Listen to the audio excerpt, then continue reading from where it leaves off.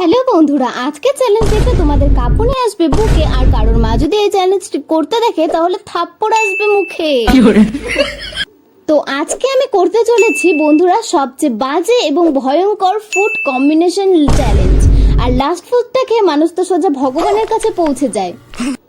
তো সবার প্রথমে আমি বানাবো ম্যাগি, তাও আবার চকলেট দিয়ে। এই চকলেট ম্যাগি বানানোর জন্য ম্যাগিটা গরম করে তার মধ্যে চকলেট দিয়ে দিলাম।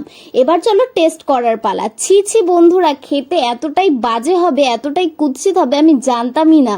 এই ম্যাগি নাকি দিল্লি শহরে 150 টাকায় বিক্রি হয়। নেক্সট আমরা খাবো হচ্ছে বাঙালির ফেভারিট এবং বাঙালির ইমোশন চা।